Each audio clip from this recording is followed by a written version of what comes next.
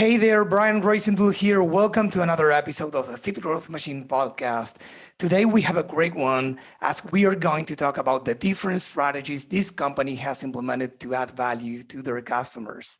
Before introducing today's guest, let me tell you that this episode is brought to you by BSR Digital. At BSR Digital, we help e-commerce brands that want to scale their business to the next level through Facebook, Instagram, and Google Ads. BSR Digital knows that most e-commerce brands want to grow their sales, but they lack a solid plan and professional team to help them succeed. That's why we offer strategic plans, implementation, optimization, and account audits to help more than 1,000 e-commerce brands like yours grow their business and surpass their competitors. To learn more, you can visit us at bsrdigital.com, and you can also email us at hello@bsrdigital.com. So as promised, today we have a great guest. Her name is Miriam, and she's a three-time startup CMO, and she's currently the CMO of Nanit, a parenting platform and high-tech baby monitor company. Hey, Miriam, thanks for being on the show. Thanks for having me, Brian. Yeah, my pleasure. So please, why don't you start by sharing your story with the audience? Sure. As you mentioned, I've been a three-time CMO. I'm currently CMO for a company called Nanit, which is absolutely the smartest baby product on the planet. Prior to this, I was CMO at a company called MakeSpace, which is on-demand storage. And then I was CMO for an Italian shoe company called M. Jimmy. And before that, I ran North America direct-to-consumer digital marketing from at Under Armour. And then before that, I was a lifelong consultant in customer strategy. Wow, I guess you have experience, right? I mean, that's Just a a lot little of bit. experience right there. Yeah. So what we have what we have for today's episode, as we said earlier, is probably talking about what you have done and you currently do for your customers, because as we have discussed many times on this podcast with, among others, I don't know, the e-commerce director at Overtime and many other great brands, that nowadays is not only about selling products. People buy from brands that stand for something, that help them with something other than providing them with products, right? So when we first met, I was fascinated by all the support that you build around and the experience that you create around your company. So why don't we go more in depth about that, okay? Yeah.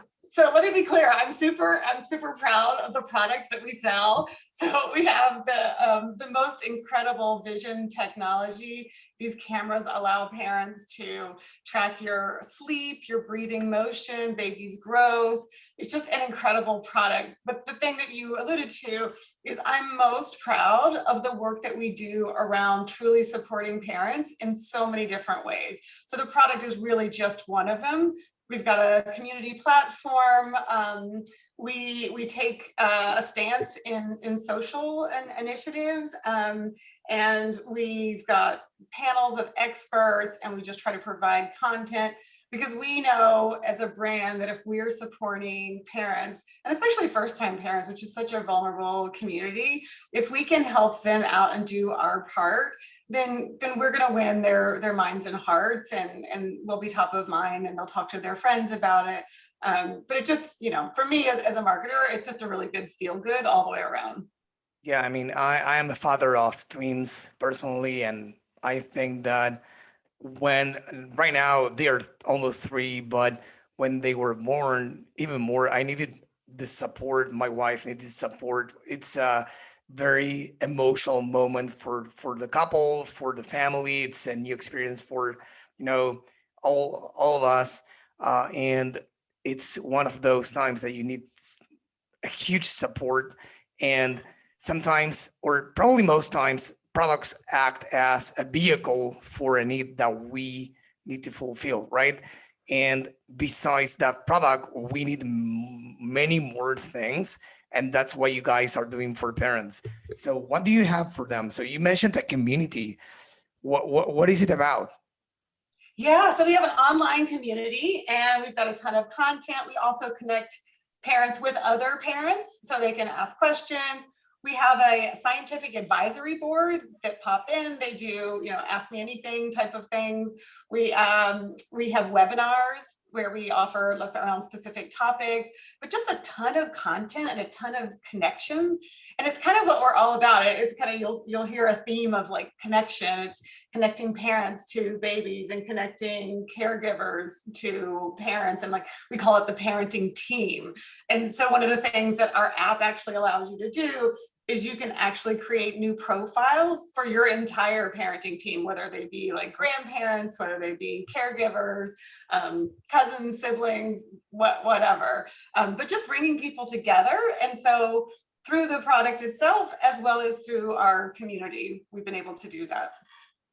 That's great. I guess my question there, I mean, in the group would be like, are you getting some sleep or are you getting any sleep at all? Like, probably that's one of the top questions, right? Yeah, and actually we, as part of our staff, we actually have one of the world-renowned sleep experts, and we've got like a mini sleep institute within Nanit.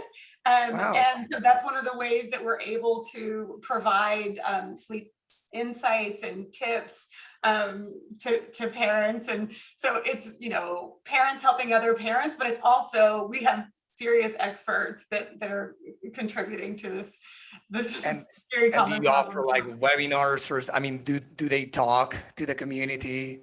Oh, 100%. So we've got moderators that are making sure that the community is flowing and they're connecting each other, but also we have webinars specifically set up, and then sometimes they even chime in and provide tips as well. But also just like creating a ton of content that we share with our customers and community members.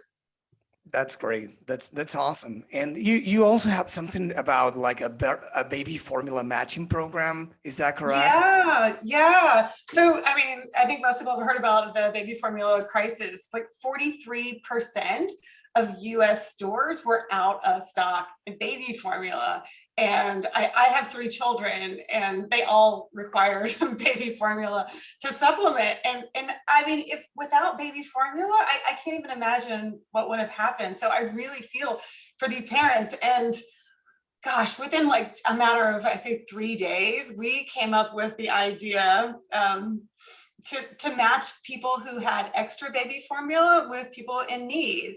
And so our team of researchers actually put together this little survey, and we started to send it out to our community and to our customers and trying to match up people, which is not quite actually as easy as it sounds, because there are different types of baby formulas and the different locations. But we had, in the first 48 hours, over 4,000 responses, and we're able to match 1,600 families to provide them with baby formula. And this obviously is not part of our day job. It's something that we just felt really strongly about. And then in phase 2, we're actually able to move this effort from a manual process to what we do best, is using AI and technology and algorithms to match people. And so we moved it to the community. And so we're able to match people that way. And it's more of an automated process, but still doing our great work. We've been able to amplify it on other social media channels, but just a really good feel-good moment. Yeah, I mean, I was reading the book the other day, and they were talking about that. I think the book is called Customers for Life, and they give an example about helping someone that is in need of something that is related to what you do, but it's not that related. It's not a service that you can offer. They need help with something that is out of your scope, but then if you can help, the book says, like, if you could help a friend, you can help them out as well, right? Why not? Because they are your customer and they should be your customer for life, and you should care about them and you should care about helping them. And this is that in action. I mean, you went really beyond your scope of service and offer, right? So why doing that? Yeah, I mean, our mission is really to help parents. I mean, that's who we are. And so this is just one way we're able to step in and to do something that was really good for the community. And do you have any ways of identifying those trends or those problems people are struggling with, so you can react really quickly as you did? I don't think we have any kind of like thematic ways of doing it. We just, we all have our eyes open. We all know about our community and our target audiences and who we want to help. And so we all just kind of keep our eyes open, and we're kind of ready to jump at a moment's notice. Like, I can give you another example with the war in Ukraine, when they bombed the children's hospital in Mariupol. Like, we were like, oh my gosh, we have to help these people. And it was, parents and babies in need. And so we did a quick little initiative where we gave a percentage of our proceeds back to an organization that was able to help fund them. But just, hearing about a need, being able to react really, really quickly, and jump on top and really support our mission. That's great to hear. And then I don't remember if you mentioned this already, in which case my apologies in advance, but this is something I could have used when my babies were like really, I don't know, 1 month old or 2 months or whatever. But I know that your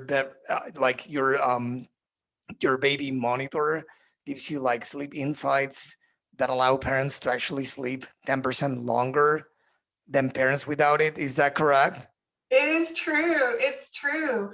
Because parents have all of this data at their fingertips, literally at their fingers on their phone, through the app, and they can get alerts if something happens, they actually are more confident and they are able to sleep better. The babies are able to sleep better versus a parent going in, wondering what's going on and coming in and checking on the baby, and then the baby wakes up, right? So It's it going makes sense. crazy.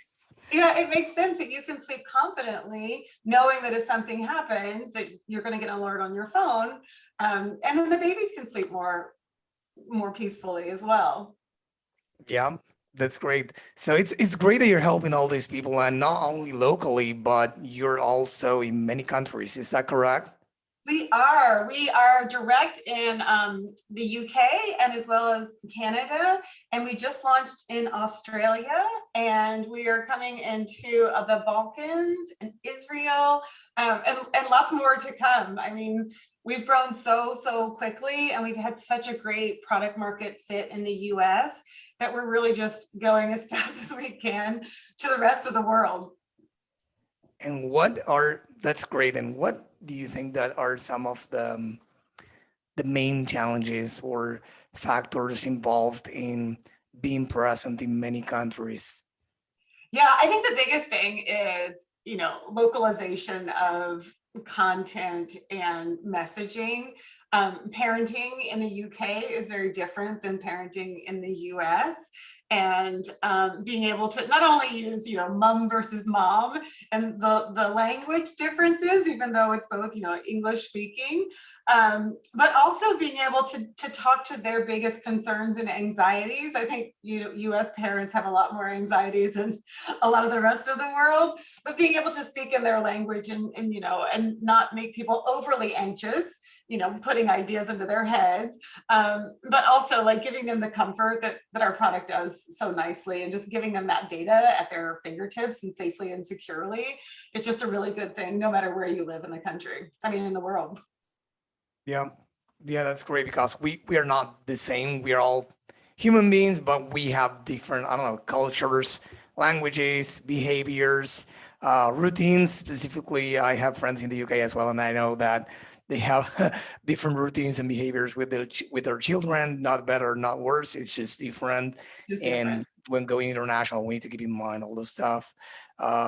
So yeah, I'm going through the questions and see if I have something else, which I do actually. It's not only about going international, but it's like direct to consumer, also retailers. So what do you see there? Do you have both? Do you have only one of those? No, we have both. It's actually really interesting. So we've got nanit.com, which you can buy online. And then we've also got we're at Amazon, which is huge for us, but we're also in a lot of retail stores, like we're in Walmart and Costco and Best Buy. And then in the UK, we're in John Lewis, and we're in Pottery Barn Kids, you name it. We've got a ton of retail distributors, and the list just keeps growing. That's great. And do you find that you can control the message, like the brand message, the same way, both, let's say, online when you speak to the consumer directly than through retailers? Do you find any difference there? Or since you have a big community and a big message behind your products? Yeah, as head of marketing, that is always something that is top of mind for me, making sure that we have our brand messaging and we're saying the same things no matter where we are, but at the same time localizing, right? So it's, you want to be consistent across the world, but at the same time you want to be able to tailor your messages. So like making sure that our pillars are the same no matter where we are, what we're talking about, the overarching message about our products, but then tailoring in a way that speaks to each of the local communities. And yeah, it comes out differently, in our product packaging and, our in-store displays, as well as digital marketing, and just kind of keeping an eye on it, making sure that we're all the same. But other thing we've been doing a lot more recently is trying to really partner with our distributors and our retailers to make sure that we're working closely together so that they have all the assets and things that we do. And they have the latest and greatest messaging and images and everything at their fingertips. So that really is kind of like one big team.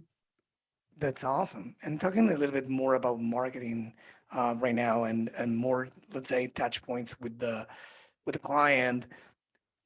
I know you do. You're all over the place with affiliates, email, SMS, paid social, search, all those stuff. But what do you think that an e-commerce brand should leverage for probably providing value or to be more transactional? So what channel do you use for each? Let's say, I don't know, email, SMS. What do you use email and SMS for typically? Yeah, well, it all really starts with who your customer is, right? And so for us, it's a lot of first-time parents. It's also a lot of gift givers, right? So people put it on their registry and people are kind of looking at what do we give to a new parent or second-time parent.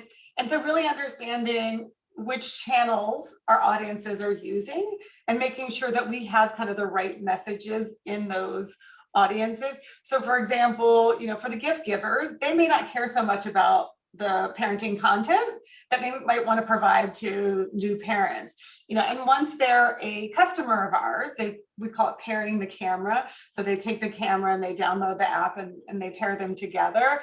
Then we can put you on a full customer journey, right? So we know where you are in the parenting journey. We can provide you with the right types of content, whether that's an in-app message or SMS or email, versus like promotional messaging for other types of audiences. But it's really knowing who your audience is and where they are and where they like to consume information. And then for us, it's, understanding where they are in their journey and do we have the right information to be giving to them at that point in time.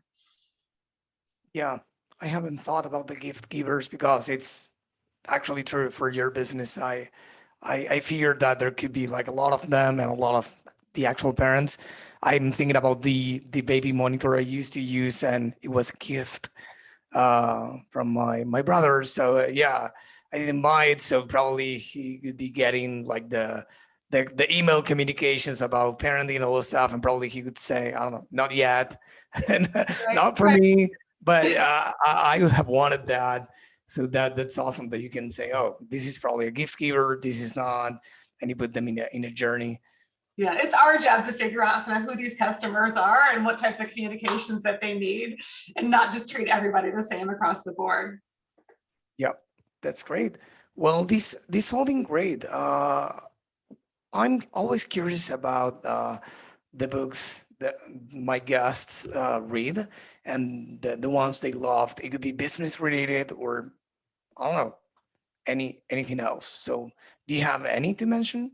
Yeah, I have lots of favorite books, but one I'm reading currently is called The Happiness Hypothesis by Jonathan Haidt. And I love consumer behavior. I love understanding like what makes people tick and what makes them happy, what makes, whatever. So it's a really pretty scientific driven book. It's not a fluffy read about happiness. It's really like gotten into the data of like, what things people have proven to cause happiness. And I find it a fascinating read. So that's what I'm reading right now. And so that's the one that came top of mind. That's great. And do you have any I don't know, any mentors or any advisors? Yeah, I have lots. But the one that comes to mind is really my mother. She was an entrepreneur in a time where there were a lot of women entrepreneurs, and she has the best work ethic of anyone I've literally ever met to this day. And so I have to thank her for instilling that in me, and just like the never giving up, the persistence. I really look to her for that guidance, and even today, she's like my rock. That's great. That's great. Well, this has been great. I really enjoyed the conversation. Sorry. As always, for you guys listening, there will be show notes for this episode, a full page with show notes and all the resources mentioned, or the books, her profile, the company, and everything we mentioned will be linked in the show notes. So feel free to check them out. And yeah, to wrap up, where can people go to learn more about you and the company as well, of course? The easiest way to learn about me is to go to LinkedIn. I'm Miriam Washington Kendall. And about our company is nanit.com. There's a ton of resources that'll link you to the community. And you can find all our products there as well. That's great. Miriam, it was great to have you. Thanks for being here in the show. Thank you, Brian.